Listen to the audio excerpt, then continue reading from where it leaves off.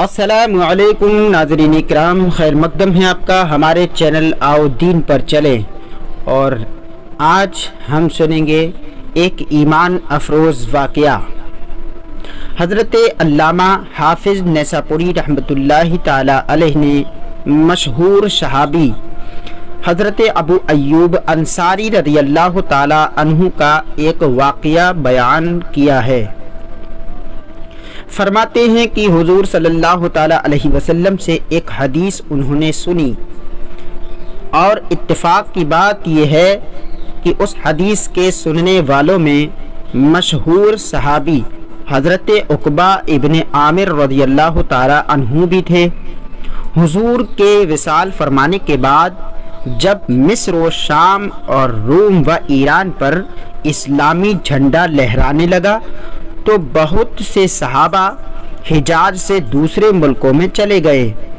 उन्हीं लोगों में हज़रत उक़बा इब्न आमिर भी थे जो मिस्र गए और फिर वहीं रह गए। हज़रत अबू अय्यूब अंसारी रज़ियल्लाहु ताला अन्हु को किसी तरह ये मालूम हो गया कि जो हदीस मैंने हुजूर सल्लल्लाहु अलैहि वसल्लम से सुनी है उसके सुनने वालों में हज़रत उक़बा इब्न आमिर रज़ियल्लाहु ताला अन्हु भी हैं।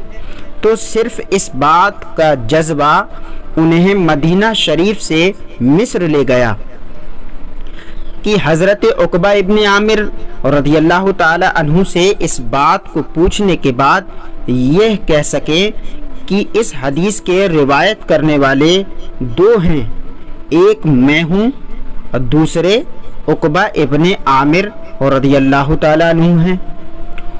उनके इस सफ़र का हाल भी बड़ा ही रूह परवर है। फरमाते हैं कि जज्बे शौक में पहाड़ों, जंगलों और नदियों को पार करते हुए वो मिस्र पहुँचे।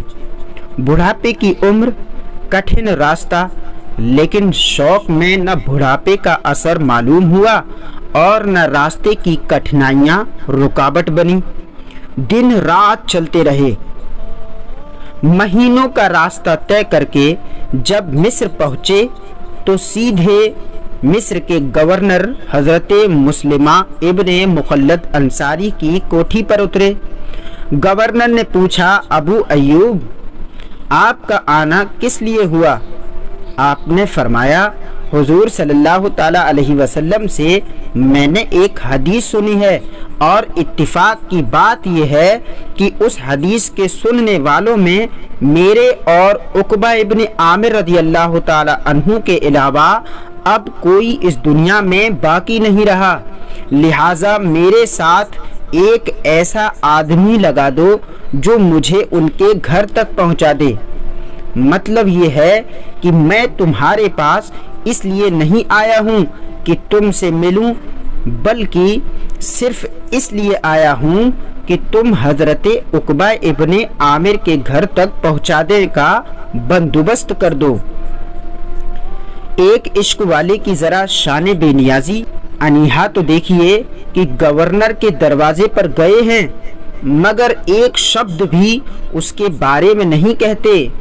वाक़या रिवायत करने वाले का बयान है कि मिस्र के गवर्नर ने एक जानकार आदमी साथ कर दिया जो उन्हें हज़रत उक़बा इब्न आमिर रज़ियल्लाहु ताला अन्हु के घर तक ले गया। गले मिलने के बाद उन्होंने भी पहला सवाल यही किया, ए अबू अय्यूब रज़ियल्लाहु ताला अन्हु आपका आना किस लिए हुआ? आपने फरमाया कि एक हदीस मैंने हुजूर सल्लल्लाहु अलैहि वसल्लम से सुनी है और उसका सुनने वाला मेरे और आपके अलावा अब दुनिया में कोई बाकी नहीं रहा। और वो हदीस मुसलमान की बुराई पर पर्दा डालने के बारे में है। हज़रत उक़बा इब्न आमिर ने कहा कि हाँ, हुजूर अकरम सल्लल्लाहु ताला अलैहि वसल्लम से मैंने ये हदीस सुनी है कि जो मुसलमान किसी बुराई को छुपाता है कल क़यामत के दिन अल्लाह ताला उसकी बुराई को छुपाएगा। हज़रत अबू अय्यूब रज़ियल्लाहु ताला अन्हु ने फरमाया, आपने सच कहा, यही मैंने भी सुना है। اس کے بعد بیان کرتے ہیں کہ حضرت ابو ایوب انصاری رضی اللہ تعالی عنہ اتنا سن کر اپنی سواری کے پاس آئے اور سوار ہو کر مدینہ منورہ کی طرف واپس لوٹ گئے۔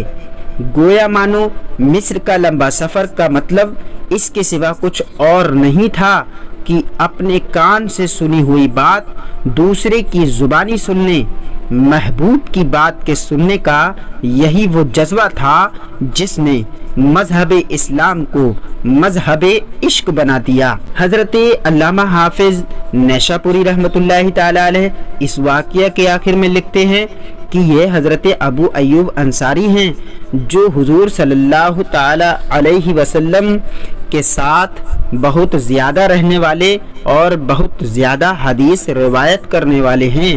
اس کے باوجود صرف ایک حدیث کے لیے اتنا لمبا سفر، اور چینل کو ابھی تک سبسکرائب نہیں کیا ہے تو چینل کو سبسکرائب کریں اور بیل آئیکن کو بھی دبا دیں جس سے کہ ہماری آنے والی ویڈیو کی جانکاری آپ کو سب سے پہلے مل سکے۔ ملتے ہیں پھر ایسے ہی ایک ایمان افروز نئے واقعے کے ساتھ، تب تک کے لیے اللہ حافظ۔